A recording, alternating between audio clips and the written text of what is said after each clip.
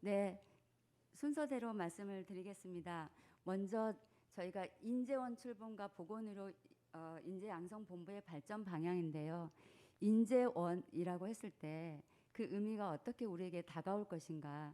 그래서 에듀케이션에서 HRD로 그 전문 종합 기관으로 간다는 의미에 대해서 먼저 한번 생각해 보는 시간을 갖도록 하겠습니다. 그리고 저희 현재 2021년까지 저희 보건으로 인재 양성 본부에서 해온 일들에 대해서 한번 돌아보는 시간을 갖도록 하겠습니다. 그다음 마지막 세 번째, 네 번째는 저희 코아이 헬스케어 분야의 HRD가 앞으로 어떻게 변화되고 저희가 변화를 바라고 있는지 케이스로 해서 공무원 분야는 질병관리청 그리고 보건산업과 국제보건 분야의 케이스를 가지고 말씀을 드리도록 하겠습니다.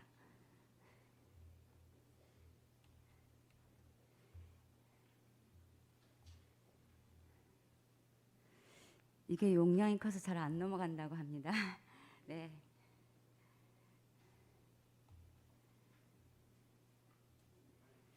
네, 저희가 코아이 인재원 했을 때 에듀케이션으로 HRD로 넘어간다고 했는데 HRD의 주요 분석 단위는 개인과 팀, 부서, 조직 그리고 HRD가 추구하는 주요 목표는 개인과 조직의 성과 향상, 개인과 조직의 수행 개선, 퍼포먼스 임프루먼트를 목표로 합니다.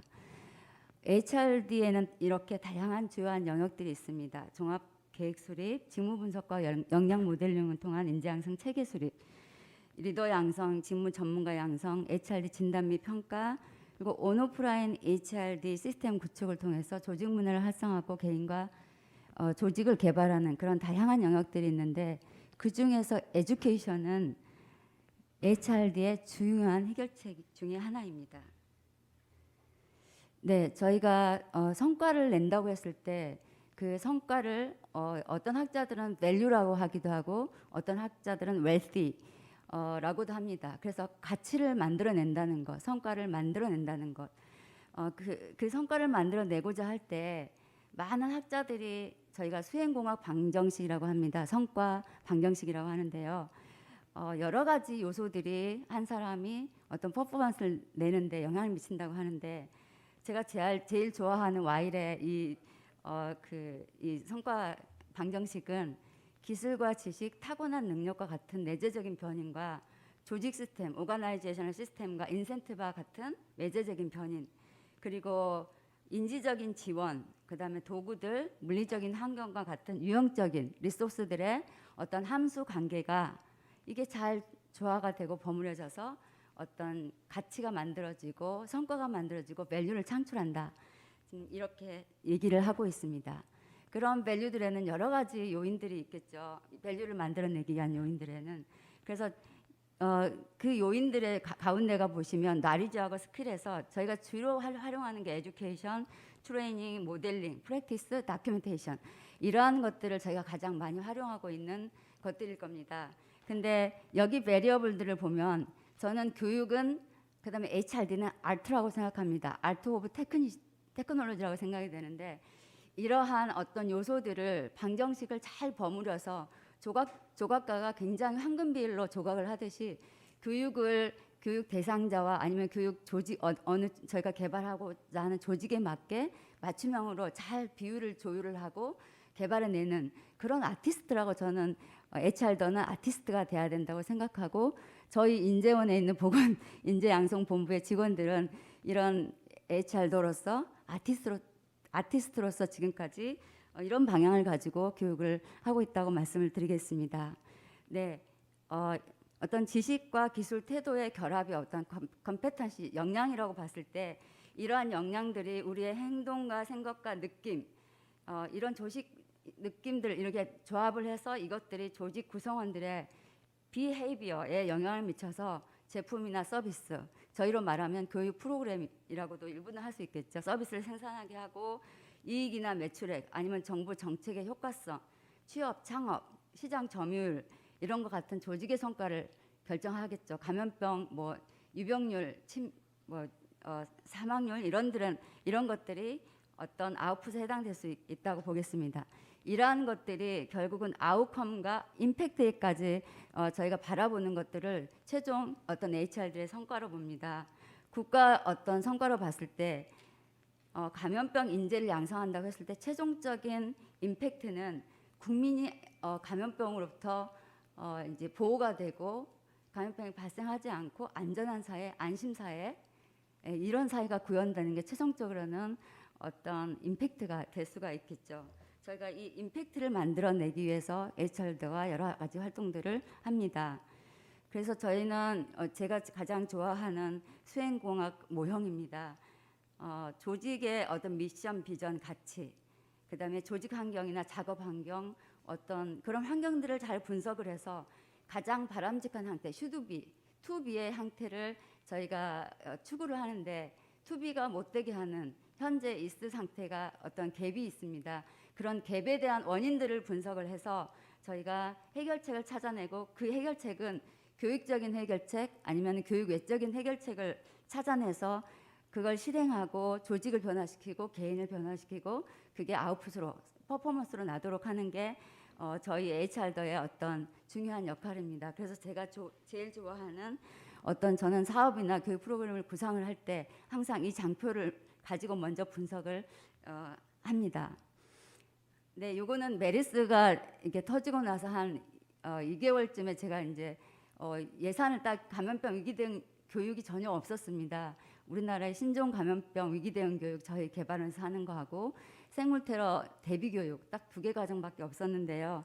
그래서 빨리 교육을 해야 되는데 어떤 방향을 가지고 이런 예산을 따고 해야 될지 고민하다가 이런 그림을 그리고 저희가 이걸 가지고 복지부와 기재부, 국회를 설득을 해서 예산을 이제 딸 때 굉장히 중요하게 작용한 장표입니다. 아까 저희가 말씀드린 수행공학 모형을 활용을 해서 저희가 추구하는 바를 이렇게 장표를 만들었습니다. 감염병이 발생하지 않는 게 가장 우선순위의 목표겠죠. 감염병 위기 대응 분야의 공무원들은.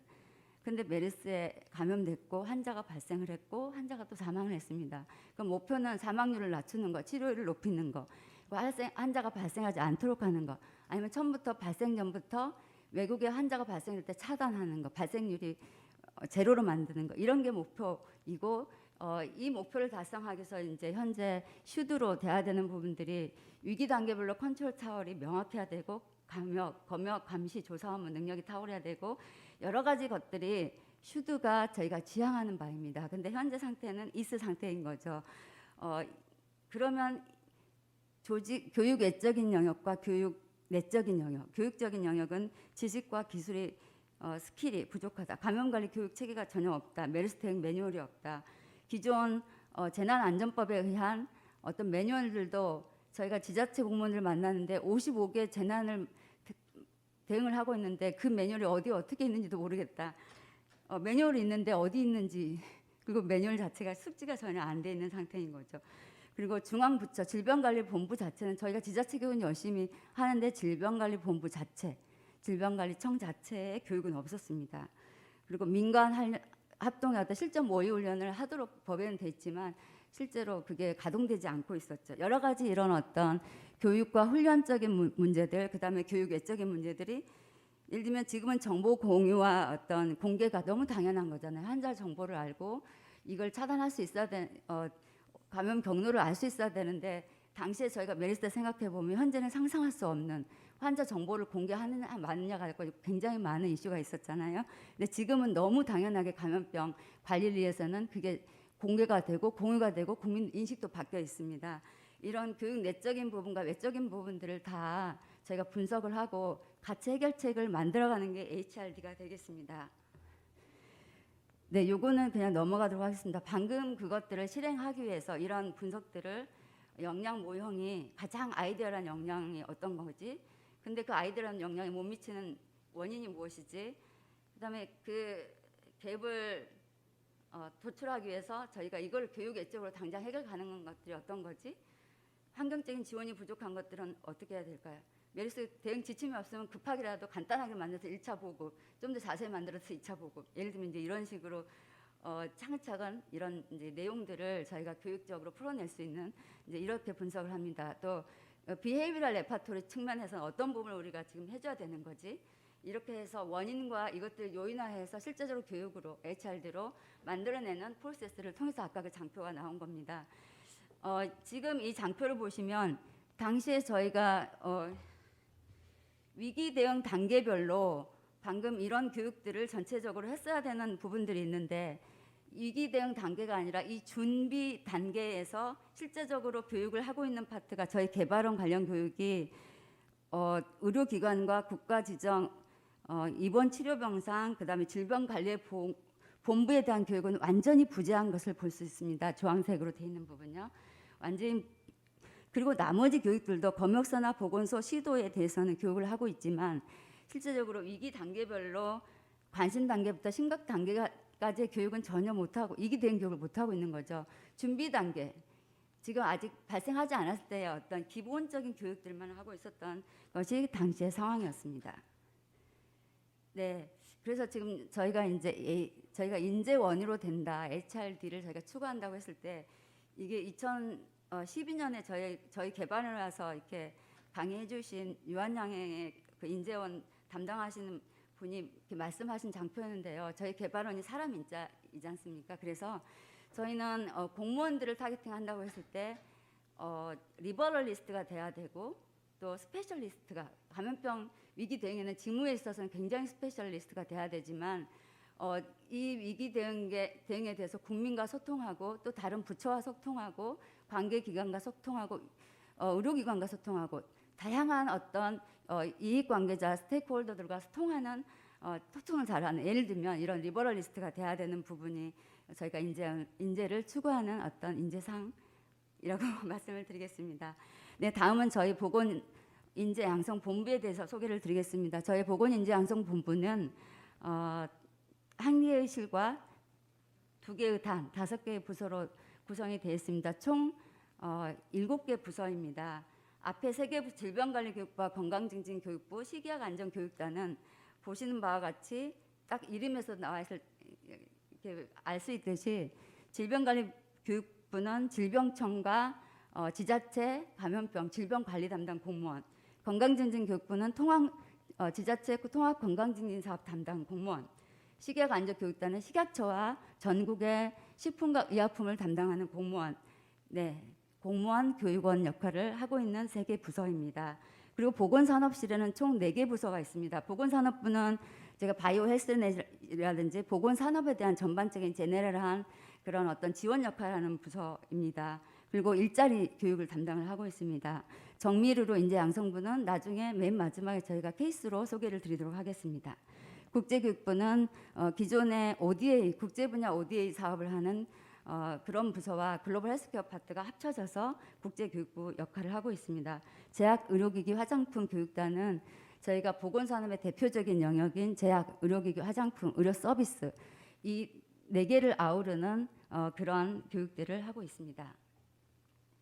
네, 저희 본부의 비전을 보시면 국민의 건강과 안전을 위한 보건인재 양성, 그리고 국민 혁신 성장을 위한 보건산업 인재 양성, 공공보건 인재 양성과 보건산업 인재 양성 2가지가 굉장히 다른 이질적인 것 같지만 인재 양성이라는 동일한 키워드로 2개 영역으로 크게 나눌 수 있습니다. 아까 말씀드렸듯이 공공보건의 주요 고객들은 질병관리청, 식약처, 보건소, 그다음에 보건산업 분야는 바이오 헬스 분야 아까 말씀드린 다양한 모든 보건산업 영역에 있는 기관들을 또 특히 산업체들을 교육하는 주요 대상으로 하고 있습니다. 성과 목표는 아까 이미 말씀드린 어떤 비전에 나와 있습니다. 네. 저희 현재 보건인재양성본부는 작년에 85억 5천 정도의 예산 가지고 교육을 390여 과정을 교육을 하였습니다. 여기서 이제 구조를 보시면 알겠지만 실제적으로 출연 예산이 여기서 5억 3,300 정도가 됩니다. 굉장히 작죠. 그래서 저희 보건산업과 또 식약처와 질병청이 원래 복지부 산하기관으로 소속기관으로 있을 때는 제가 출연 기관이 돼서 굉장히 안정적이고 인력도 정원에 이렇게 많이 반영을 받아서 할 수 있는데요. 지금은 질병청이 독립애청으로 독립이 되고 식약처도 복지부 산하기관 소속기관이 아니기 때문에 저희가 작년에 식약처와 교육을 하는데 54건을 계약을 체결했습니다. 식약처도 굉장히 행정 비용이 많고 질병청은 올해부터 저희가 본격적으로 교육을 시작하는데 복지부와 저희가 복지부 산하기관이기 때문에 어떤 그런 예산 운용에 있어서 행정 부분들이 굉장히 좀 비효율이 발생하고 있어서 저희가 이거는 행정적인 해결해야 되는 과제가 하나가 있습니다. 네, 작년에 저희가 주로 저희 본부에서 교육했던 성과들을 말씀드리면서 인재원 출범이라고 했을 때 저희가 개발원법이 개정이 되고 주요 어떤 법 안의 내용들이 있는데 그 내용들을 실은 저희가 많이 하고 일부는 하고 있었습니다. 교육 실적을 보시면 작년에 총 373과정, 935회, 네, 올해는 400과정이 넘습니다. 이런 교육들을 했고요. 코로나 대응, 특히 대표적으로 역학조사관 교육을 저희가 하고 있고 보건소 통합건강진진 교육을 하고 있고 4차 산업을 선도하는 DNA, 데이터 네트워크, AI, 정밀의료 인재 양성, 인공지능 전문가 양성을 하고 있습니다. 그리고 콘텐츠를 개발하고 공유하고 이런 어떤 쉐어링하는 부분에 있어서 저희 보건본부는 굉장히 좋은 콘텐츠를 전문가들이 많이 같이 만들어주고 계십니다. 그래서 작년에 콘텐츠가 새롭게 개발되고 K무크라든지 SNS를 통해서 그다음에 저희 배우민의 플랫폼을 통해서 많이 확대되고 있습니다. 네, 저희 본부 저희 오송보건분야의 공무원 교육들입니다. 이건 집합교육만 있는데요. 총 214과정입니다. 네, 굉장히 보기에 굉장히 많아 보이잖아요. 근데 이런 한 과정 한 과정이 굉장히 식약처와 질병청의 각 과들이랑 같이 만들어내고 있습니다. 굉장히 다양한데 횟수는 다해 과정은 아닙니다. 공무원들에 대한 교육들이기 때문에. 네, 이거는 바이오 헬스 분야, 보건산업 분야의 교육들이 되겠습니다. 네, 저희가 이런 어떤 HRD 기관으로서 협업 체계를 강화하기 위한 노력들에 대한 내용입니다. 네, 그리고 국내 교육 협력 네트워크 구축, 인재 양성 체계 강화 부분인데요. 이런 부분은 정밀의와 감염병 대응, 그다음에 식약처, 바이오 헬스 분야 컨소시엄 파트. 실제적으로 협력 네트워크는 굉장히 긴밀하게 구축을 하고 있습니다. 네, 그리고 저희가 인재원법으로 바뀌면서 새로운 어떤 일을 할 수 있는 업에 대한 부분들이 중장기 로드맵과 인재양성 종합계획 수립 부분입니다. 그래서 실제적으로 각 분야별로 작년에 이런 좋은 성과들이 있었습니다. 네, 바이오헬스 분야의 성과조사 부분, 그리고 작년에 11개 기업에 대해서 아까 말씀드린 처음에 기업 수요, 진단, 분석부터 시작해서 사업관리까지 총 8단계 8개의 모듈로 컨설팅, 교육 컨설팅까지 진행한 경험이 있습니다. 네, 다음은 이제 코아이 헬스케어에 있는 HR더다 이렇게 말씀드렸는데 중앙보건소 보건과에서 출발해서 보건복지 인력개발원 특별법으로 2007년에 개원을 하고 산업 분야의 글로벌 헬스케어 사업은 2009년에 시작을 하게 됩니다. 그리고 2014년에 보건산업 전용교육청 서울에 구축을 하게 되고요. 정밀의료 인재 양성 사업을 2018년에 시작을 했습니다. 그리고 2022년 내일 한국보건복지인재원으로 재출범을 하게 됩니다.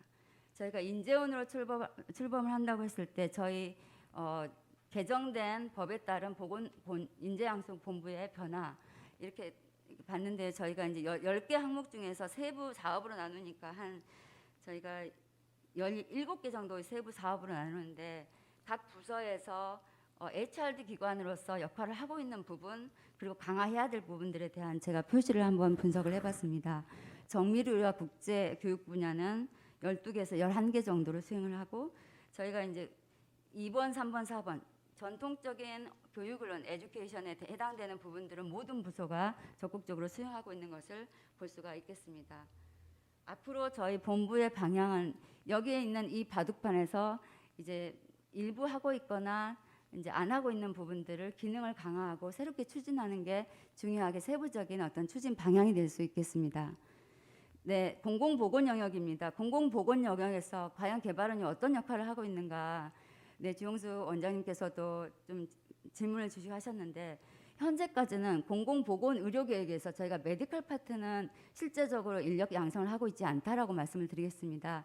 물론 의료 감염 관련해서는 제네럴하게 법정 의무 교육은 저희가 하고 있습니다. 그렇지만 공공의료 계획 내에서 의료 파트 쪽 교육보다는 아까 말씀드렸듯이 복지부 제2차관실 보건분야 공무원, 질병청 공무원, 식약처 공무원, 그리고 시도, 시군구 보건분야 공무원, 보건지소까지 중앙부처와 지자체 보건분야 공무원을 하는 현재는 주 역할을 그렇게 하고 있다고 말씀을 드리겠습니다. 네. 그리고 2022년 올해 지금 저희가 아까 말씀드렸듯이 가장 중요한 하도는 질병청이 개청이 되면서 작년까지는 예산과 사업이 분리가 안 됐습니다. 근데 예산과 사업이 2021년 과도기를 거쳐서 올해는 완전히 분리가 돼서 실제로 복지부보다 2배 이상 더 많은 인력들이 질병청과 소속기관에 있습니다. 그리고 작년까지는 질병청 직원들을 위한 별도의 교육이 딱 3개 과정 있었다고 하더라고요. 복지부 교육에 묻어서 했던 거죠. 그래서 올해 가장 큰 숙제는 질병청이 정말 질병청의 공무원 교육 체계를 수립하고 우선순위에 따라서 그 기능을 잘 할 수 있도록 교육을 잘하는 부분이 굉장히 중요한 시점이 되겠습니다. 그래서 그 예산이 좀 순직이 되었고요. 저희가 이 숙제를 안고 있습니다. 네, 질병청 소속기관 이제 공무원 교육을 시작하는데요. 이게 질병청의 비전과 미션, 핵심과 이제 가치 정책 방향입니다. 그리고 질병청에서 작년에 BPS라는 기관에 의뢰를 해서 교육체계 마스터 플랜을 수립하고 저희는 올해부터 그 우선순위에 따라서 질병청과 협의해서 우선순위에 따라서 교육을 하게 됩니다. 그래서 이런 비전과 미션과 정책 방향에 따라서 그다음에 청장님의 발언을 키워드 네트워크 분석을 통해서 빈도 분석을 통해서 가장 많이 얘기됐던 부분들 연구, 감염병, 예방, 건강, 관리, 네, 코로나, 국민, 백신, 대응, 질병관리청, 의료, 연구 네, 이런 것들이 키워드가 되겠죠. 그러면 저희가 질병청과 HRD로서 저희 이제 질병관리교육부는 이런 어떤 관점에서 교육을 설계를 하겠죠.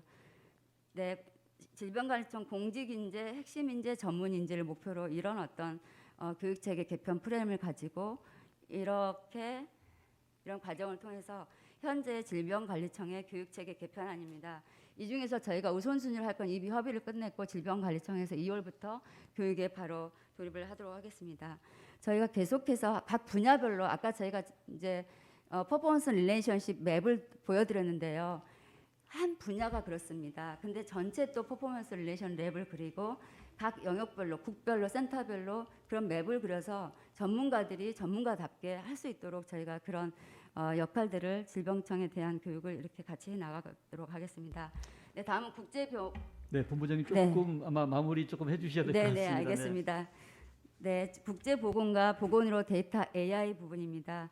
국제보건에서 가장 큰 변화는 지금까지 국제보건은 코피, 코이카 통해서 저희가 미 수탁을 받아서 교육을 했기 때문에 굉장히 불안정했습니다. 교육의 규모나 어떤 내용들이. 근데 이제 올해부터는 질병청의 국제협력 담당 관실이 신설이 되면서 또 저희 기관이 감염병 분야, ODA 분야의 국제 교육을 수행할 수 있는 기관으로 현재 지정 고시돼서 전국에 지금 의견 조례가 나가 있는 그런 상황입니다. 그리고 1차 년도에 10억여 원에 가까운 ODA 재원을 다이렉트로 수행할 수 있는 그런 이제 예산을 확보하게 되어서 이제 질병청 국제협력 담당 관실과 협의한 바로는 1차 년도에는 제대로 된 국제 ODA 분야에 대한 교육에 대한 로드맵을 수립하는 연구라든지 기반 구축에 대한 부분들을 1차 년도 올해 진행할 예정에 있습니다. 네, 글로벌 헬스케어 파트에서는 저희가 이러한 과정을 거쳐서 많은 성과들을 냈습니다. 그리고 저희가 2012년도에 2020년 글로벌 의료 서비스 허브화를 위한 글로벌 헬스케어 인재 양성. 지금 왼쪽에 있는 부분들은 저희가 다 거의 달성을 했습니다. 네, 외국인 장교 E7 비자 저희 교육 수료생들은 E7 비자를 쉽게 받을 수 있습니다. 그리고 저희가 국가 기술 자격, 국제 의료 코디네이터 통역사는 기술 자격은 아니지만 인증제 지금 시행을 하고 있습니다. 근데 오른쪽에 있는 부분들은 저희가 2012년에 2020년에 달성하겠다고 한 이런 부분들은 아직도 숙제로 남아 있습니다. 앞으로 이런 부분들이 전문화된 인력들을 좀 더 전문화시키고 또 결집하고 이런 부분에 대한 저희 숙제가 남아 있습니다. 작년에 글로벌 헬스케어 인재 양성 중장기 로드맵 수립 연구를 통해서 앞으로 방향을 잡았습니다. 네, 정밀의료 인재 양성 부분은 저희가 보건의료 빅데이터 추진단을 통해서 지금 현재 가장 자랑할 만한 교육, 이 서준범 교수님께서 해주시겠지만 액션러닝, 플립러닝, 온라인 COP, 무크, 그다음에 어떤 온라인으로 솔루션을 이렇게 직접적으로 셀프 디렉티드 어떤 학습을 하고 또 프로젝트 주제에 맞는 프로블럼 solving 교육을 통해서 저희가 지금 의료 인공지능 전문가 교육을 하고 있는데, 이거는 정밀로 인재 양성단이 출범하기 전인 2017년에 저희가 빅데이터 추진단에 제안을 했고 현재 그게 실행이 되고 있습니다. 물론 사업화까지는 아직 안 되고 있고 올해 계획에는 이걸 사업화하고 이런 부분까지 지금 계획에 들어 있습니다. 작년에 저희가 헬스 데이터 플로우라는 데이터를 통해서 전 국민이 혜택을 누리게 하는 그런 이제 플로우 계획을 발표했는데요. 거기에서 데이터 인공지능 교육의 대부분이 개발원이 들어가 있습니다. 그리고 그 개발원의 핵심적인 그 내용이 보건의료 빅데이터 인공지능 이노베이션 아카데미를 만들겠다. 이 이노베이션 아카데미에는 저희가 지금 여기 이제 지면이 짧아서 내용은 안 했는데 뉴딜에 제출을 할 때 산업계뿐만 아니라 질병청의 AI 역학조사관을 지금 미국 CDC, 미국에서 하는 EIS 교육보다 더 잘 만들어진 그리고 잘 훈련된 프로그램을 해서 전 세계 벤치마킹이 되는 어떤 AI 역학조사관을 양성하겠다는 그런 이 아카데미 내용에는 들어가 있습니다만은 저희 한 줄로 지금 했습니다. 그래서 이런 중장기 계획을 가지고 2018년에 출범을 해서 대부분 여기도 달성을 했습니다. 다만 인증제라든지 데이터셋을 저희가 이제 많은 빅데이터를 다루는 기관들한테 보급을 해서 이걸 활용할 수 있도록 하는 부분이 아직 저희가 못하고 있습니다. 인적 자원 강국의 토대는 만든 것 같습니다. 18년부터 21년까지. 그리고 22년부터 26년까지는 저희 왼쪽에 있는 것은 현재 저희가 뭐 아산병원이라든지 서울대병원 이런 병원들과 협의체를 만들어서 현재 실행이 되고 있는 파트고, 오른쪽에 연구 인력 파트는 아직 올해부터 스타트가 될 예정에 있습니다. 2027년에는 저희가 보건의료 데이터 인재 양성 플랫폼 기관을 안성하도록 하겠습니다. 지금 예시로 제가 공무원 질병청, 그다음에 국제보건, 정밀의료로 이렇게 말씀을 드렸는데요. 나머지 저희가 식약처, 그리고 건강증진 파트, 공공 파트에도 이런 식으로 중장기 계획을 수립을 하고 HRD 기관으로 인재원으로 역할을 하겠다, 이렇게 말씀을 드리겠습니다. 네, 감사합니다.